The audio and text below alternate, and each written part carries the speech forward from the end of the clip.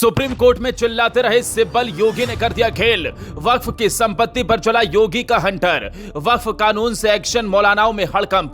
जिस supreme court में वक्फ कानून पर मोदी सरकार और विरोधी मौलानाओं के वकील कपिल सिब्बल बुरी तरह भिड़ रहे हैं। किसी तरह वक्फ कानून रद्द हो जाए, कपिल सिब्बल जमकर चिल्ला रहे हैं। नई नई दलीलें पेश करते हुए नजर आ रहे हैं। कोर्ट में बवाल चल ही रहा था कि योगी आदित्यनाथ ने वक्फ कानून को लेकर यूपी में विरोधी मौलानाओं के होश उड़ा देने वाला फैसला सुना दिया।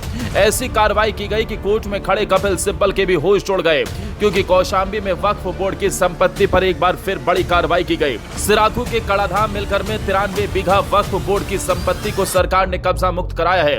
प्रशासन ने वक्फ की संपत्ति को कब्जा मुक्त कराते हुए सरकारी खाते में दर्ज कराया है। जिले में 98.95 हेक्टेयर भूमि वक्फ बोर्ड के नाम पर है।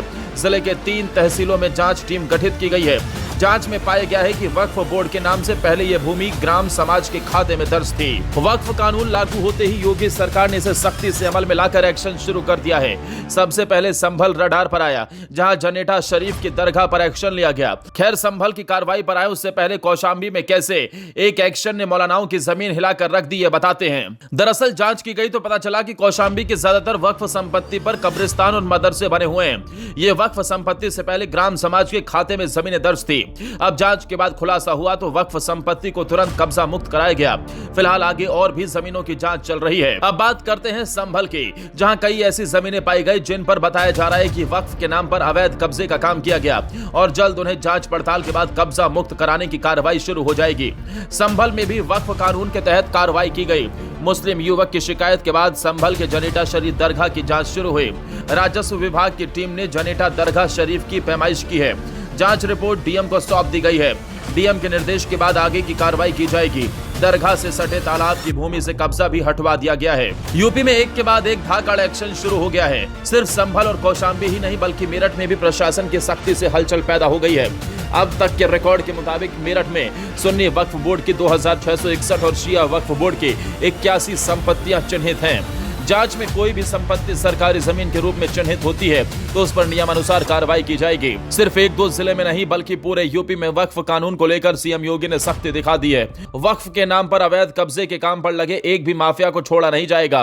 वैसे भी सीएम योगी आदित्यनाथ वक्फ में चल रही धांधली को लेकर बेहद गुस्से में है। यही वजह है कि मंच से खड़े होकर उन्होंने साफ संदेश बार बार दिया, यूपी में माफियागिरी कोई भी करता पाया जाएगा तो उसे किसी भी हाल में छोड़ा नहीं जाएगा। वक्फ कानून को लेकर जहां एक तरफ मौलाना और विपक्षी चिल्ला रहे हैं, देश में माहौल बना रहे हैं किसी तरह वक्फ कानून रद्द हो जाए, इसी तरह सुप्रीम कोर्ट में गिड़गिड़ाते नजर आ रहे हैं और अफवाह फैला रहे हैं कि वक्फ कानून से मुसलमान को टारगेट किया गया है। वक्फ कानून मुसलमान के घर पर हस्तक्षेप करने के लिए लाया गया है। इस कानून से न सिर्फ वक्फ को खत्म कर दिया जाएगा, बल्कि मुसलमान की मस्जिद मदरसों पर भी एक्शन लिया जाएगा। लेकिन ऐसा बिल्कुल नहीं है। ये तो सिर्फ मुसलमान के बीच गलतफहमी पैदा कर भड़काने की कोशिश की जा रही है, ताकि मोदी सरकार के खिलाफ माहौल बने और देश में वही स्थिति पैदा हो जाए जो सीएए और एनआरसी के वक्त हुई थी। यही वजह है कि नरेंद्र मोदी से लेकर बीजेपी के तमाम नेताओं की तरफ से बार बार समझाया जा रहा है कि वक्फ कानून सिर्फ उनके लिए लाया जा रहा है जो माफियागिरी दिखाकर गरीबों की हक की जमीन को छीन रहे हैं। आप इस रिपोर्ट पर क्या कुछ कहना चाहेंगे? जो भी आपकी राय हो कमेंट बॉक्स में साझा करें।